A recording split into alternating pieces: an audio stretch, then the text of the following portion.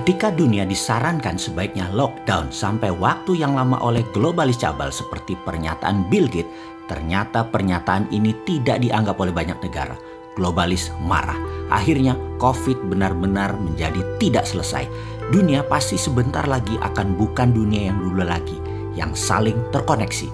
COVID tipe baru dilepaskan globalis di berbagai wilayah dunia. Lebih dari 10 macam COVID yang memerlukan 10 macam vaksin juga. Sehingga ada 19 macam coronavirus beredar saat ini. Yang berefek kemudian adalah banyak negara yang panik, bingung, dan terpukul ekonominya.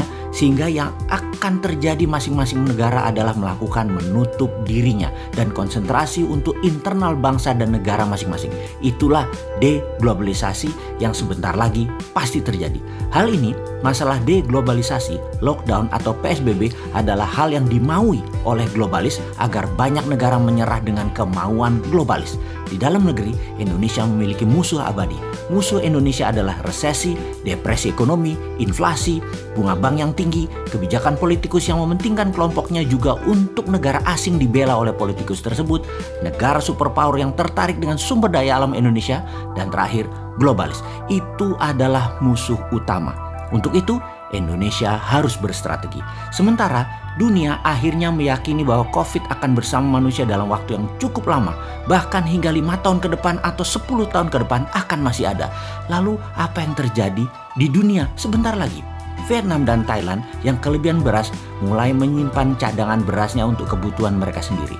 Rusia, penghasil gandum untuk Eropa dan Timur Tengah mulai memikirkan untuk kebutuhan nasionalnya. Amerika pun mulai menyetok minyak bumi dari Timur Tengah. Cadangan pangan Cina dan cadangan energi Tiongkok sedang dikuras oleh Amerika. Karena pandemi ini, seluruh negara dunia menjadi egois, memikirkan bangsa dan negaranya sendiri. Ekspor-impor antar negara berkurang. Efek global seakan menunggu genderang perang meletus yang memang diadu oleh globalis. Saat ini Hong Kong tegang, Myanmar tegang, Taiwan tegang, Korea Selatan tegang, Jepang tegang. Bahkan Amerika masih tegang di dalam negerinya, juga Tiongkok tegang. Semua negara seakan siap perang. Tiongkok bahkan di sisi timurnya berkumpul semua kekuatan arsenal persenjataannya secara masif sudah tertata. Batu bara dari Indonesia dan Australia ke arah Tiongkok sepertinya akan ditahan di Laut Cina Selatan oleh armada ke-7 Amerika, dan ini akan menimbulkan tekanan kuat ke Tiongkok yang tidak punya suplai energi. Listrik bisa padam di Tiongkok sebentar lagi. Alat komunikasi bisa mati di Tiongkok sebentar lagi. Armada kelima di Timur Tengah milik Amerika terus mengganggu memperlambat kapal bahan bakar minyak ke Tiongkok.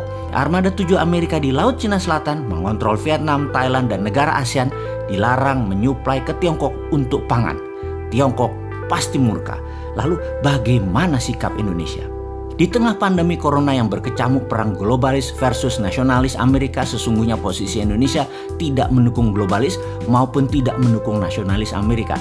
Namun masalah Indonesia adalah terlalu mengandalkan asing IMF, World Bank, serta mitra dagang investasi ambil negara Tiongkok. Sesungguhnya kalau jadi perang berkepanjangan antara Amerika dan Tiongkok, maka inilah kesempatan emas membangun Indonesia tanpa globalis, tanpa asing, tanpa asing. Namun sayang, yang terjadi di Indonesia ada sebagian kecil pejabat, ada oligarki, ada kelompok masyarakat bayaran, ada yang tidak tahu apa-apa namun sudah tertanam kebencian mendalam akan kelompok tertentu, putra bangsa tertentu, dan terus saja saling serang, saling jelek-jelekan, dan selalu Indonesia gaduh saat ini. Sosial media mengambil peran besar mengendalikan doktrin maupun hasutan. Bangsa Indonesia mulai dari pejabatnya, penguasanya, pengusahanya, sampai rakyat terbawah tidak sadar memakan propaganda dari globalis. Tapi ada juga yang sadar ini semua terjadi tapi mengambil kesempatan melacurkan dirinya baik ke asing atau globalis. Alih-alih membangun Indonesia yang berdikari, warga Indonesia malah bertarung dengan saudara setanah air.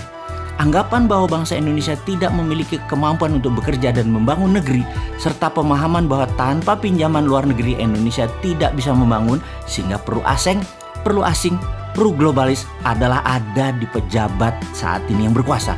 Ini menjadi titik lemah bangsa Indonesia. Sedemikian tidak percaya dengan kekuatan bangsa sendiri.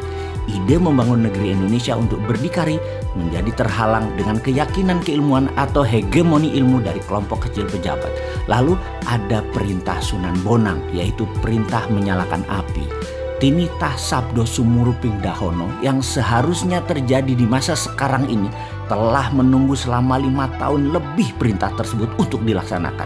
Di suatu tempat di Gunung Merbabu, Nara sedang melaksanakan latihan rutinnya ketika dia mendapati sebuah pesan dari kakaknya. "Adikku, kamu harus turun gunung sekarang. Lihatlah negerimu. Kini saatnya kamu bela tanah airmu. Bebaskan negerimu dari cengkraman asing." "Aku belum siap. Aku masih belum siap," Nara berkata meragukan dirinya. "Kamu tak akan pernah siap sampai kamu bertindak," demikian suara tegas sang kakak. Di saat globalis asing-asing sibuk, Indonesia malah gagap di dalam negeri. Bukannya mengambil kesempatan untuk menggerakkan kedaulatan mendominasi selat dan laut di dalam Indonesia, bukannya memanfaatkan kekuatan sumber daya alam mineral dan membangun kekuatan pangan, tapi malah nyender ke oligarki, globalis, dan negara besar. Inilah misi berat. Apa itu misinya? Melepas cengkraman globalis, asing, dan aseng adalah perjuangan Nara, sang kapten Dinaran. Sayang, saat ini ternyata serangan musuh Indonesia yang terbesar seperti depresi, resesi, inflasi, globalis seakan menjadi musuh nomor 2 karena kepercayaan atas kapten Dinaran belum didapat. Masih diragukan, sesama anak bangsa saja saling menjatuhkan. Nara, sang kapten Dinaran terpaksa harus mengemban misi yang berat berbekal kemampuan yang masih terbatas. Dia belum selesai melakukan pelatihan di Kawah Chandra di Muka di puncak Gunung Merbabu. Nara berkata, "Yang aku takutkan adalah bukan berperang melawan musuh negara, tetapi bertempur dengan saudara sebangsaku sendiri." Inilah buku komik geopolitik, geoekonomi pertama di dunia untuk milenial dan Gen Z, serial Kapten Dinaran. Memiliki alur cerita yang penuh intrik, penuh strategi, penuh drama, dan tidak akan bisa menebak akan kemana jalan ceritanya ini berakhir. Strategi bernegara, negara superpower, globalis cabal yang menggurita, shadow banking, deep state, dan banyak lagi intrik geostrategi dunia terjadi dibahas dalam komik Kapten Dinaran ini. Yang menjadi pertanyaan, bisakah globalis dikenali, dikalahkan, dan dibongkar oleh Nara, sang Kapten Dinaran? Atau Nara akan gagal kemudian menjadi pecundang, atau kelompok lain mengalahkan Kapten Dinaran sebelum dia bergerak melakukan sesuatu? Jawabnya, semuanya mungkin. Semuanya bermain dan seru dan semuanya penuh keterkejutan. Selamat menikmati komik Kapten Dinaran.